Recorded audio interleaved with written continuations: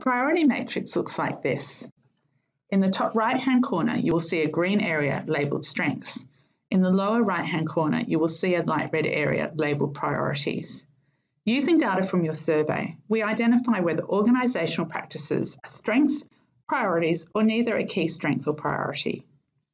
In this simplified example, which has only 2 organisational practices in it, we can see that employees' belief in the organisation's mission and values is a strength that should be maintained and celebrated. The example also indicates a potential focus for improvement. Recruitment and selection is in the bottom red corner. Possibly better decisions on hiring and internal promotions would improve organisational performance and employees' engagement. I will take you through the factors that underpin this matrix. The vertical axis of the matrix positions each organisational practice based on current performance. Performance is determined by 2 factors. The first of these is percentage favourable. The percentage favourable is the percentage of staff who agree or strongly agree with the particular questions about an organisational practice. If 80% or more of staff agree or strongly agree that a practice is being done well, this is viewed as a high level of satisfaction and it is shown in green. If satisfaction is more moderate, but still over 50% of staff are favourable, it is coloured yellow. If satisfaction is low, it is coloured red. We can now see that these practices are spread vertically based on the percentage favourable results. The second factor considered in calculating performance is industry benchmarking.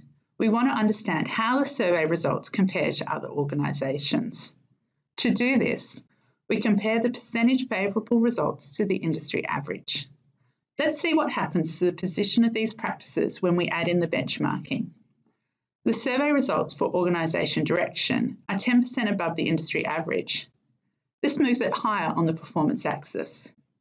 Teamwork benchmarks 2% lower than the industry average. Utilising this benchmarking information moderates how strongly performing teamwork is seen as being. You can see from the final positions on the performance axis that practices are positioned based on both the percentage favourable and benchmarking data. It is possible to have yellow practices positioned higher on the chart than green ones. In this example, leadership is yellow based on percentage favourable, but leaders are seen as outperforming the industry average, and thus it is seen as a higher performing area. The next factor to consider is the horizontal axis.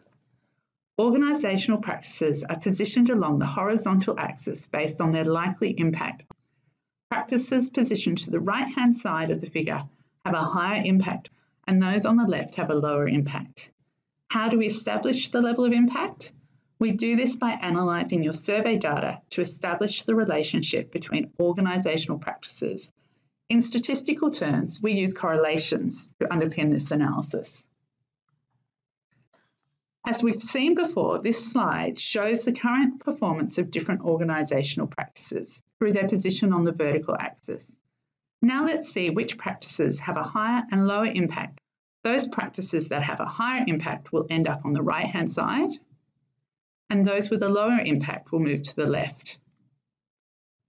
From this, we can see some strengths that it is important to maintain: leadership, mission and values, staff's good level of clarity about organisation direction. We can also see some potential priorities for action: recruitment and selection, and cross-unit cooperation. These priorities are practices where current performance is relatively low, but they also have a relatively high impact. Improving these practices is likely to help drive higher engagement and progress. So just some final thoughts on determining priorities. The priority matrix is a great tool for summarising your data and highlighting potential priorities. It's important to remember it is a tool and not a decision.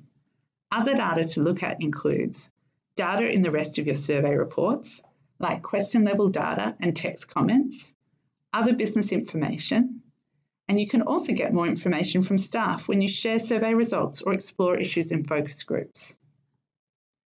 Thanks for spending 5 minutes doing this deep dive session into how the priority matrix works. If you have any other questions about the matrix or our surveys, please contact us using the details shown on screen.